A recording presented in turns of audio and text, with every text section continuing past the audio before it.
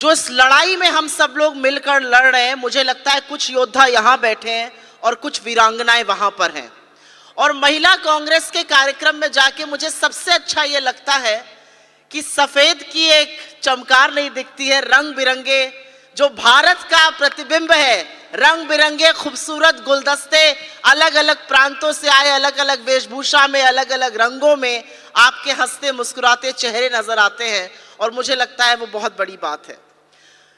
यहां पर कन्हैया कुमार जी ने एक शब्द यूज किया पॉलिटिकल कल्चर का, तो मैं 1 मिनट उस पर बात करना चाहती हूं और उसके बाद आगे बढ़ूंगी। भारत जोड़ो यात्रा ने इस देश की राजनीति में एक ऐसी लकीर खींची है जिसके बाद की राजनीति और उसके पहले की राजनीति 2 भागों में बट गई है। और मेरे लिए भारत जोड़ो यात्रा सिर्फ एक व्यक्ति का 4000 किलोमीटर पैदल इस देश को नाप देना, अजनबियों को गले लगाना, उनके आंसू पोंछना, उनको ढांढस बंधाना, ये विश्वास दिलाना कि कल आज से बेहतर होगा नहीं है, ये सब है। मेरे लिए भारत जोड़ो यात्रा की सबसे सुंदर तस्वीर, सबसे सशक्त तस्वीर वो है जब राहुल गांधी जी महिलाओं का हाथ पकड़ के उनको गले लगाकर, किसी का माथा चूमकर, किसी के सिर पे हाथ फेरते हुए चलते थे। मुझे लगता है भारत की राजनीति में ये बहुत बड़ा बदलाव है। इसके पहले ऐसा कभी नहीं देखा, एक बार देखा था इस देश ने, और मैं अतिशयोक्ति नहीं करूंगी। महात्मा गांधी जब चलते थे तो वो अपने दोनों हाथ मनु और आभा के कंधों पर रखते थे और वो चित्रण करते थे कि देश की लड़कियां, देश की बेटियां सबसे आगे हैं और इस पुरुष प्रधान समाज में वो बेखौफ होकर उनके साथ चलती थी। मुझे लगता है भारत जोड़ो यात्रा ने दोबारा से राहुल गांधी जी ने वो तस्वीर, वो नजीर बनाई जिसमें महिलाएं उनके साथ उन्मुक्त होकर चल रही हैं। कोई भाई समझकर उनको गले लगा लेता है, कोई बेटा समझ के उनके सिर पर हाथ फेर देता है, उनका माथा चूम लेता है। मुझे लगता है कि महिला सशक्तिकरण का वो सबसे खूबसूरत वाकया था जहां पर महिलाओं को झिझकना नहीं पड़ रहा था, वो उन्मुक्त और बेखौफ होकर चल रही थी, वो निडर थी, उनको कोई डर नहीं था। वो राहुल गांधी जी के साथ चल रही थी, उनको पता था कि वो सुरक्षित हैं। मैं भी एक महिला हूं और आप भी महिलाएं, और आप सब जानते हैं कि महिला अपने ऊपर किसी को हाथ ना रखने दे अगर उसको गलत लगे। तो ऐसे में एक व्यक्ति का हाथ थाम कर चलना यह दिखाता है कि पॉलिटिकल कल्चर कांग्रेस का क्या है और पॉलिटिकल कल्चर हमारे प्रतिद्वंदियों का क्या है। तो मेरे लिए यह बहुत बड़ी बात थी। यहां पर मणिपुर की बातें हुई, यहां पर झूठ की बात हुई, यहां पर एक ऐसे व्यक्ति की बात हुई जिसको भारत जोड़ो यात्रा के बाद मित्रों भूलकर परिवारजन कहना पड़ गया इस बार लाल किले की प्राचीर से।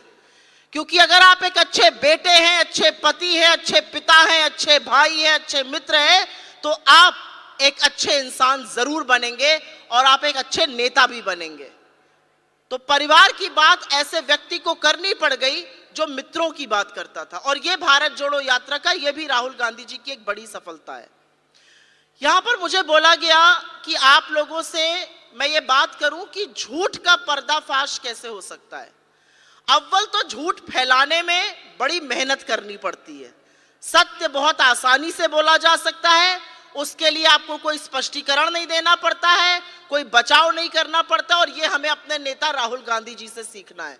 बेखौफ होकर सच बोलते हैं, इसीलिए आंख में आंख डालकर मोदी सरकार से सवाल पूछते हैं और कहते हैं मुझे कोई परवाह नहीं है, मैं सांसद रहूं या ना रहूं, मेरा घर रहे या ना रहे, मैं इस देश के लोगों के लिए लड़ूंगा और हर उस सवाल को पूछूंगा जो इस देश में राजनीति के लोगों को पूछना चाहिए। मणिपुर की बातें हो रही थी, यहां पर मणिपुर का वो वीडियो आया और वीडियो उस दरिंदगी के 78 दिन बाद आया था, और ये इस देश की आत्मा है, ये इस देश की असलियत है कि महिलाओं के साथ उस दरिंदगी को देखकर 78 दिन बाद प्रधानमंत्री को भी 36 सेकंड तो मणिपुर पर बोलना पड़ा, महिला बाल विकास मंत्री को बोलना पड़ा, महिला आयोग जो 36 दिन तक बैठा रहा था उसकी कंप्लेंट्स पर बोलना पड़ा। ये कहीं पर नारी शक्ति है, कहीं पर इस देश की अंतरात्मा में एक औरत के साथ ये हैवानियत हो, ये बर्दाश्त नहीं होगा। और इसीलिए आप लोगों का राजनीति में आना, आप लोगों की भागीदारी सुनिश्चित हो, आप लोग आगे बढ़ें, ये जरूरी है। व्हाट्सएप यूनिवर्सिटी एक ऐसी यूनिवर्सिटी है, अगर मोदी जी से पूछा जाए कि 10 साल में अपना एक अचीवमेंट बताइए तो बता नहीं पाएंगे। हमसे हिसाब मांगते हैं लेकिन अपना एक अचीवमेंट नहीं बता सकते। मेरे अनुसार उनका एक बड़ा अचीवमेंट है कि उन्होंने व्हाट्सएप की दुनिया की सबसे बड़ी यूनिवर्सिटी खोल दी है, जो दिन रात झूठ भेजती है और दिन रात लोगों का दिमाग दूषित करती है। आप सब व्हाट्सएप पर हैं। मैं कांग्रेस का सोशल मीडिया देखती हूं तो मैं जानती हूं कि व्हाट्सएप पे किस किस तरह की चीजें आती हैं। कुछ इतना बड़ा झूठ होता है कि आपको लगता है अरे कोई इतना बड़ा झूठ भी बोल सकता है। तो मेरा अपना मानना यह है, अगर मेरी नसीहत या मैं अपनी दो बात कह सकूं, व्हाट्सएप पे जो झूठ देखिए उसको देखकर फोन रख मत दीजिए, उसको देखकर खंडन जरूर करिए। जिसने भेजा है उसको जवाब जरूर दीजिए, जिस ग्रुप में आया है उस पर जरूर बोलिए। ज्यादा से ज्यादा क्या होगा, आपको 4 बातें सुननी पड़ेंगी। ज्यादा से ज्यादा क्या होगा, आपको ग्रुप से निकाल देना पड़ेगा। लेकिन आपके उस झूठ का खंडन अगर वहां पर है तो वो आगे तक जाता है। ये मेरी अपनी अजमाई हुई बात है। लोग आपको चुप करा देंगे, लेकिन अगर आपने झूठ का खंडन किया है, अगर आपने वहां पर तथ्य डाला है, तो जरूर वो बात आगे तक जाती है। मैं सोशल मीडिया की एक बात आपको और बताती हूं। भारतीय जनता पार्टी के पास जब कोई व्हाट्सएप मैसेज आता है या कोई एसएमएस आता है तो वो 5 या 10 लोग को फॉरवर्ड जरूर करते हैं। हम कांग्रेस में थोड़ी सी कोताही करते हैं। हमने देखा, हमें अच्छा लगा, हमने अपना फोन रख दिया। आज से ये प्रण कर लीजिए, ये प्रतिज्ञा सम्मेलन एक प्रतिज्ञा और कर लीजिए कि जो अच्छी बातों का व्हाट्सएप आएगा, जो हमारे अचीवमेंट्स का आएगा, जो सत्य का आएगा, जो आपकी पार्टी के बारे में आएगा, उसको 5 लोगों को और दीजिएगा। मैं एक बात आपसे और कहती हूं, हम लोग कंजूसी करते हैं। हमें लगता है हमने ट्वीट किया, फलाने ने लाइक नहीं किया, हमने फेसबुक पे पोस्ट डाला, फलाने ने शेयर नहीं किया। यह भी बहुत आपसी मतभेद का कारण बनता है। मेरा अपना मानना है कि जितना दिल खोलकर आप शेयर करिएगा, उतनी ही आपकी रीच बढ़ेगी, उतने ही आपके फॉलोअर्स बढ़ेंगे, उतनी ही आपकी बात बढ़ेगी। हम लोग छोटी लड़ाई में बड़ा लक्ष्य भूल जाते हैं। मुझे ऐसा लगता है एक दूसरे के मैसेजेस, एक दूसरे के पोस्ट, एक दूसरे के ट्वीट्स, एक दूसरे की रील्स जितनी ज्यादा बढ़ाई जाएगी, उतनी हमारी बात भी बढ़ेगी, हमारी रीच खुद बढ़ेगी। तो एक बार आजमा कर देखिए, हफ्ते भर ये कर देखिए, और मुझे ऐसा लगता है कि आपको इसका फायदा जरूर मिलेगा। बहुत सारी ऐसी बातें हैं जो टीवी चैनल्स पर कही जाती हैं। यहां पर उल्लेख हुआ टीवी चैनल्स का। बहुत बदल गया हमारा देश। और मैं निर्भया और मणिपुर का कंपैरिजन आपको बताती हूं और फिर बताती हूं झूठ का पर्दाफाश करना क्यों जरूरी है। 2012 में निर्भया कांड हुआ, इस देश की आत्मा को झकझोर दिया। और उस निर्भया कांड के बाद कार्रवाई हो रही थी, लेकिन सारा मीडिया सरकार को कटघरे में खड़े करके सवाल करता था। यह मीडिया का काम है, मैं गलत नहीं मानती हूं उसको।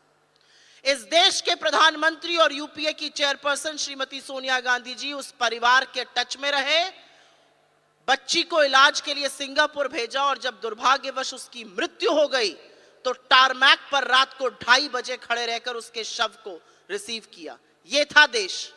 यह था देश कि राहुल गांधी जी ने बिना किसी को बताए निर्भया के भाई को पढ़ाया, लिखाया और पायलट बनाया, और इसका उल्लेख निर्भया की मां ने खुद किया। ये होते हैं नेता। आज मणिपुर का कांड हुआ है और कन्हैया कुमार जी ने बिल्कुल सही कहा। आप राजस्थान, छत्तीसगढ़, बंगाल, बिहार सबकी बात कीजिए, लेकिन सिर्फ एक बात का जवाब दीजिए, क्या इन राज्यों में 35 पुलिस स्टेशन लूटे गए हैं? क्या इन राज्यों में 3 महीने से हिंसा है? क्या इन राज्यों में लोगों के हाथ में 6 लाख लूटी हुई गोलियां हैं, असलहे हैं? क्या इन राज्यों के मुख्यमंत्री ये कह रहे हैं ऐसे एक नहीं सैकड़ों हादसे हुए हैं? क्या इन राज्यों के मुख्यमंत्री ने हथियार डाल दिए हैं और प्रधानमंत्री ने वहां से मुंह मोड़ लिया है? तो मुझे लगता है ये सवाल आपको किसी भी परिवेश में, जो सच की बात, जो सोशल मीडिया की बात है वो एक तरफ है, आप किसी भी परिवेश में, अपने परिवार में, अपनी मित्र मंडली में, अपने अगर आप किसी क्लब का, किसी साहित्यिक संगठन का हिस्सा है, वहां पर जरूर इन बातों को बोलिए, क्योंकि लोगों को पता चलना चाहिए कि देश कैसे चलता था और आज क्या हो रहा है। प्रधानमंत्री लोकसभा में बोलते बोलते, आजकल उनकी जबान बड़ी लड़खड़ाती है, पता नहीं आप लोगों ने नोटिस किया है कि नहीं, बोलते बोलते बोल गए वही घिसी पिटी बातें। आज इस देश के प्रधानमंत्री को वो हैवानियत मणिपुर की घिसी पिटी लग रही है, इसका उल्लेख आपको कर रहा है। राहुल गांधी जी अपना काम कर रहे हैं, हमारे नेता लोग जो यहां पर बैठे हैं, हमारे लीडर्स यहां पर बैठे हैं, नेता जी हैं, आप लोग अपना काम कर रहे हैं, लेकिन इन बातों को बढ़ाने का काम, जो मीडिया आपके सत्य को नहीं दिखा रहा है उसके खिलाफ, उसके पैरेलल बात करने का काम ये आपका है। और क्योंकि यहां पर ब्लॉक लेवल तक का रिप्रेजेंटेशन है, तो मेरा मानना है कि अगर आप लोग बातें करिएगा तो बातें बहुत दूर तक जाएंगी। एक्टिव होना जरूरी है। 9 महीने हैं जनरल इलेक्शन के, और ये चुनाव इसलिए जरूरी नहीं है क्योंकि कांग्रेस को जीतना है और बीजेपी हारेगी। ये चुनाव इसलिए जरूरी है क्योंकि ये तय करेगा कि इस देश में महिलाओं का, युवाओं का, आदिवासियों का, दलितों का क्या रिप्रेजेंटेशन होगा 2024 के बाद। इसलिए यह निर्णायक चुनाव है। और 9 महीने में आपसे मांग रही हूं, 9 महीने एक्टिव होइए, बातें करिए, झूठ का खंडन करिए, 10 व्हाट्सएप दिन के फॉरवर्ड करिए और एक दूसरे के सोशल मीडिया को या मीडिया को साझा जरूर करिए। एक जमाना था जब लोगों को लगता था कि सोशल मीडिया कोई बाहर की चीज है। मुझे लगता है कि आज अगर आप एक ग्राउंड एक्टिविटी कर रहे हैं और वो सोशल मीडिया पर नहीं दिख रही है तो वो निरर्थक है। और उसी तरह से सिर्फ सोशल मीडिया पे करते रहिए और जमीनी कार्रवाई ना करिए, वो भी गलत है। आज ये इतना बड़ा सम्मेलन हो रहा है, आप लोग दूर दूर से हिंदुस्तान के हर कोने से आए हैं, ये सोशल मीडिया पर चल रहा है, तो जो लोग नहीं आए हैं उनको भी इस बात का पता चल रहा है। और अगर ये सम्मेलन ना हो और हम सोशल मीडिया के बारे में ही बात करते रहे तो वो भी निरर्थक है। तो मुझे लगता है आज ये दोनों चीजें एक दूसरे की पूरक है। अगर आपको कंटेंट की कभी कमी लगती है, आपके पास कंटेंट नहीं आ रहा है, आपके पास कोई व्हाट्सएप फॉरवर्ड नहीं आ रहा है पार्टी की तरफ से, तो वो आप अपने जिला अध्यक्ष को या अपने प्रदेश अध्यक्ष को जरूर बताइए। और नड्डा जी, मैं पूरी ईमानदारी से कहती हूं, अगर आपके पास कंटेंट की कभी भी कमी होगी तो मैं और हमारी टीम यहाँ पे खड़ी है और आपको हर तरह का कंटेंट हम देंगे। किसी भी वाक्य पर अगर आपको लगता है कि कोई जटिल मुद्दे चल रहे हैं और वो समझ में आने थोड़े मुश्किल हैं, तो आप जरूर हमें बताइए, एक फीडबैक सिस्टम करिए जिससे कि हमें पता चले और हम स्पष्टीकरण दे सके। अगर आप कांग्रेस के हैंडल्स को ही फॉलो कर लीजिए, चाहे ट्विटर हो, फेसबुक हो, इंस्टाग्राम हो, यूट्यूब हो, तो वहां से आपको काफी सारी जानकारी मिल जाएगी। हमारे नेताओं को तो आप फॉलो करते ही हैं और वहां पर भी काफी जानकारी मिलती है। मुझे लगता है बहुत इधर उधर की बात नहीं करनी है, लक्ष्य एक है और लक्ष्य है 2024 में आपकी अपनी भूमिका का। और वो भूमिका बड़ी होगी, वो भूमिका निर्णायक होगी, वो भूमिका जरूरी है और इसीलिए आपकी भागीदारी भी उतनी जरूरी है। मुझे ऐसा लगता है हम सब मन बनाकर यहां से जाएं कि जमीनी लड़ाई भी लड़ेंगे और सोशल मीडिया पर भी उसको मुस्तैदी से लड़ेंगे तो बात बनेगी जरूर। क्योंकि आधी आबादी को पूरा हक मिलने की बात सिर्फ और सिर्फ कांग्रेस पार्टी करती है। एक ये भी सच है, और मैं इसी बात को कहकर अपनी बात खत्म करती हूं, एक ये भी सच है कि वो सोनिया गांधी जी की दूरदर्शिता थी। ये कांग्रेस का पॉलिटिकल कल्चर है कि घटक दल की सरकार चलाने के बावजूद 33% रिजर्वेशन महिलाओं के लिए राज्यसभा में पारित उन्होंने कराया। ये अलग बात है कि वो लोकसभा में पारित नहीं हो पाया।